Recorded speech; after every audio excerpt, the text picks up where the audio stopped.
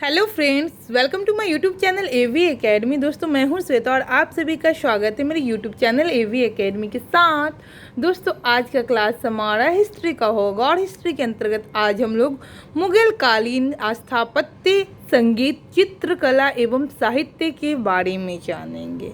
तो आप लोग क्लास को पूरा कीजिए क्योंकि यह क्लास आपके एग्जामिनेशन के पॉइंट ऑफ व्यू से बहुत ज़्यादा इम्पॉर्टेंट है। बीच में आप लोग स्किप करने की कोशिश मत कीजिएगा क्योंकि इम्पॉर्टेंट पॉइंट्स आपका छूट जाएगा। इसलिए क्लास को रोजाना कीजिए, रेगुलर वे में कीजिए और साथ ही साथ पूरा देखने की कोशिश कीजिए। तो चलिए क्लास को शुरू करते हैं। मुगल कालीन स्थापत्य, संगीत, चित्रकला एवं साहित्य के बारे में जो भी इम्पोर्टेंट पॉइंट्स है इसको देखते हैं। ठीक है, तो शुरू करते हैं। हमारा आज का पहला पॉइंट है अनवर ए सुहेली नामक ग्रंथ किस भारतीय ग्रंथ का अनुवाद है? ठीक है, तो पंचतंत्र का अनुवाद है। ठीक है, अनवर ए सुहेली जो है वह पंचतंत्र का अनुवाद है। आगे, मुगल काल में प्रचलित राजभाषा कौन सी थी? तो फारसी। मुगल काल की जो राजभाषा थी वह फारसी थी। औरंगजेब कौन सा वाद्य यंत्र बजाने में कुशल थे? तो वीणा। औरंगजेब कौन सा वाद्य यंत्र बजाते थे? तो वीणा। ठीक है, आगे, बाबर की पुत्री गुलबदन बेगम ने हुमायूं नामा नामक पुस्तक की रचना की थी। मुगल काल में अनेक ऐतिहासिक विवरण लिखे। ठीक है, आगे, उत्तरी भारत में किसको आधुनिक संगीत का अग्रदूत कहा जाता है? मोहम्मद रिजा खां को आधुनिक संगीत का अग्रदूत कहा जाता है। ठीक है, दास्तान ए अमीर हमजा का चित्रांकन किसके द्वारा किया गया? तो अब्दुस मद के द्वारा दास्तान ए अमीर हमजा का चित्रांकन किया गया। आगे, राजकवि और शासक मुल्ला गजाली मस्जिद अकबर शासक थे। ठीक है, राजकवि थे यानी कि अकबर के क्या कहते हैं शासनकाल में यह राजकवि थे, मुल्ला गजाली और मस्जिद। नेक्स्ट है क्या कहते हैं तालिब अमूली, यह जहांगीर यानी कि जहांगीर के राजकवि थे। नेक्स्ट है अबू तालमील कलीम, यह शाहजहां के शासन में थे। और नेक्स्ट है कादिसी, इसके भी शासक जो थे जो शाहजहां थे। ठीक है, आगे, मुगल चित्रकला की सबसे महत्वपूर्ण कृति कौन सी है? हमजा नामा। ठीक है, मुगल चित्रकला की सबसे महत्वपूर्ण कृति जो है जो हमजा नामा है। नस्तलिपि क्या है? एक प्रकार की फारसी लिपि जो मध्यकालीन भारत में प्रयोग की जाती थी। यह क्वेश्चन पूछता है तो इम्पोर्टेंट है, ध्यान रखिएगा। नस्तलिपि क्या है? नस्तलिक, तो यह है एक प्रकार की फारसी लिपि जो मध्यकालीन भारत में प्रयोग की जाती थी, नस्तलिक। ठीक है, आगे, मुगल शैली चित्रकला का प्रारंभ किस शासक के समय हुआ था? तो हुमायूं के शासक के समय, मुगल शासन के समय क्या कहते हैं मुगल शैली चित्रकला का प्रारंभ हुआ था। मुगल काल में जिस मदरसे ने मुस्लिम न्यायशास्त्र की पढ़ाई में विशिष्टता प्राप्त की वह कहाँ स्थित है? तो लखनऊ में। शाहजहां के शासनकाल में मस्जिद निर्माण कला अपनी पराकाष्ठा पर पहुंच गई। इसके दो उत्कृष्ट उदाहरणों में से पहली आगरा के किले की मोती मस्जिद जो ताजमहल की तरह संगमरमर की बनी हुई है। दूसरी लाल बलुआ पत्थर से बनी दिल्ली की जामा मस्जिद है जिसमें एक विशालकाय दरवाज़ा, ऊंची पतली मीनारें और अनेक गुंबद इस मस्जिद की मुख्य विशेषता है। ठीक है, तो चलिए आगे देखते हैं। नेक्स्ट है हमारा मुगल कालीन स्थापत्य के प्रमुख उदाहरण।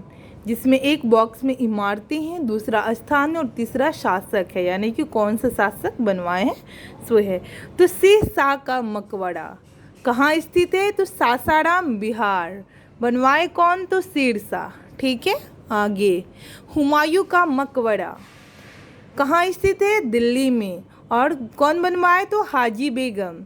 जहांगीरी महल कहाँ स्थित है? फतेहपुर सीकरी में और अकबर द्वारा बनवाया गया। जहांगीरी महल कहाँ स्थित है? आगरा में। देखिए, एक है फतेहपुर सीकरी में और दूसरा है आगरा में, और इसको अकबर द्वारा बनवाया गया।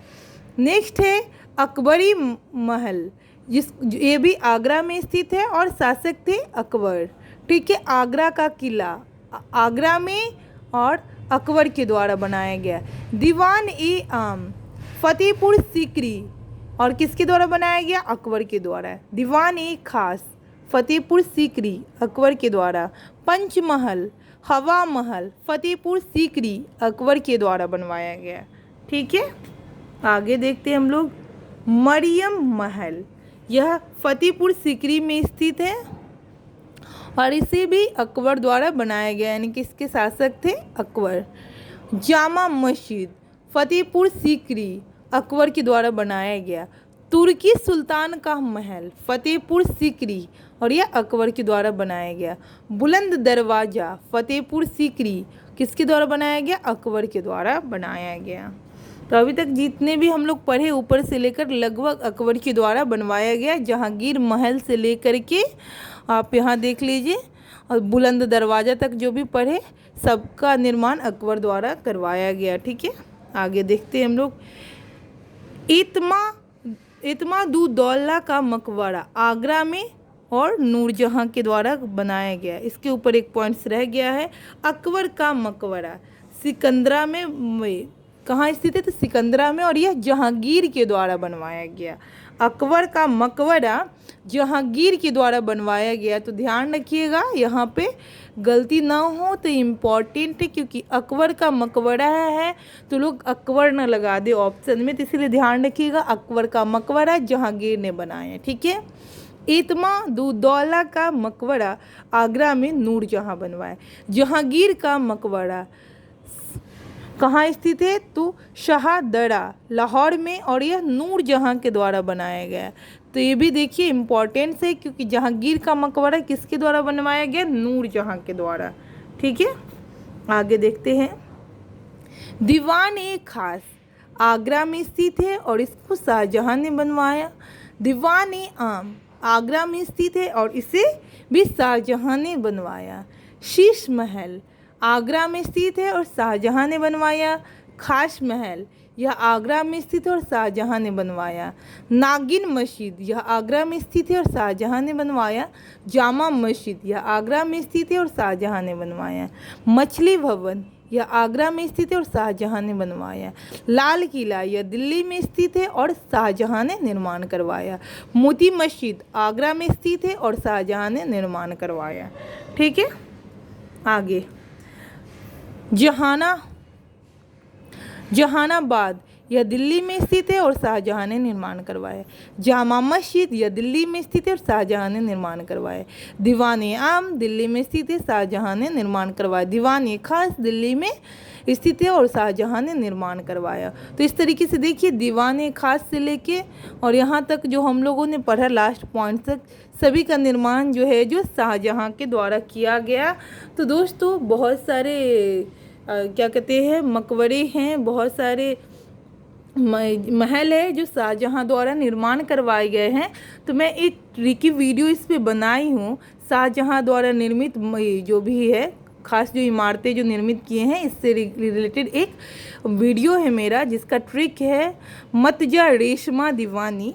उसमें मैंने बहुत सारे इसको बताई हूँ कि शाहजहाँ द्वारा बनवाए गए कौन कौन से महल हैं, मकबरे हैं, इसके बारे में मैं वहाँ बताई हूँ। तो आप लोग उस ट्रिक को देख लीजिए, बहुत सारा जो आपका जो कॉन्सेप्ट है जो शाहजहाँ द्वारा बनवाए गए हैं मुगल कालीन स्थापत्य कला, यह क्लियर हो जाएगा और एक ट्रिक से आपको बहुत सारे चीज़ याद हो जाएंगे। खास करके शाहजहाँ द्वारा, क्योंकि शाहजहाँ द्वारा निर्मित जो मुगल कालीन स्थापत्य कला है उसी से रिलेटेड मैं ट्रिक बताई हूँ। तो इम्पॉर्टेंट है, देख लीजिएगा। ट्रिक है मत जा रेशमा दीवानी करके है, तो आप लोग उसको देखिए डिटेल्स में, आपको अच्छा लगेगा और समझ में भी आएगा। बहुत सारे लोगों ने लाइक किया है, लोगों को यह जो ट्रिकी वीडियो बहुत ज़्यादा पसंद आया है, तो आप लोग देखिए। और मैं आगे चाहूँगी कि अकबर ने भी बहुत सारे मुगल कालीन स्थापत्य कला का निर्माण करवाया, तो मैं इससे भी रिलेटेड एक ट्रिकी वीडियो आप लोग के लिए बना दूँ ताकि आप लोगों को याद करने में आसान हो जाए, ठीक है। क्योंकि अभी जो हम लोगों ने पढ़ा मुगल कालीन स्थापत्य कला के प्रमुख उदाहरण, इसमें ज़्यादा अकबर और शाहजहाँ ने ही बनवाए हैं। तो शाहजहाँ के बारे में तो मैं बता चुकी हूँ ट्रिक, मैं अब अकबर के बारे में ट्रिक की वीडियो बनाती हूँ जो आप लोगों को मैं प्रोवाइड करवाती हूँ, ठीक है। तो चलिए आज के लास्ट पॉइंट्स को देखते हैं, और कुछ पॉइंट्स जो रह गए हैं मुगल कालीन साहित्य से रिलेटेड, इसको हम लोग नेक्स्ट क्लास में देखेंगे। तो चलिए आज के लास्ट पॉइंट्स को पहले देख लेते हैं। हुमायूं के मकबरे दिल्ली में पहली बार चार बाग पद्धति का प्रयोग तथा दोहरे गुंबद का निर्माण किया था।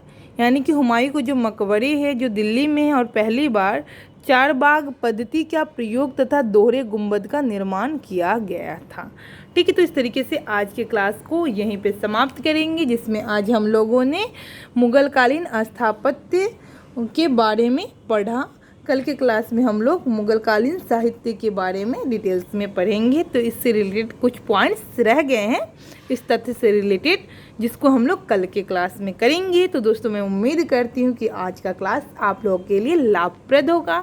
इसी तरीके के इम्पॉर्टेंट क्लास करने के लिए हमारे यूट्यूब चैनल AV अकेडमी के साथ जुड़िए और रोज़ाना क्लासेस को करें। तो दोस्तों आज का क्लास आप लोग के लिए लाभप्रद होगा। अगर अभी तक आपने हमारे यूट्यूब चैनल AV अकेडमी को सब्सक्राइब नहीं किया तो सब्सक्राइब कर ले, लाइक करें और शेयर करें, ज़्यादा से ज़्यादा लोगों में शेयर करें ताकि आपका और हमारा यह चैनल आगे ग्रोथ करे। Thank you for watching my video. चलिए आगे देखते हैं नेक्स्ट क्लास में।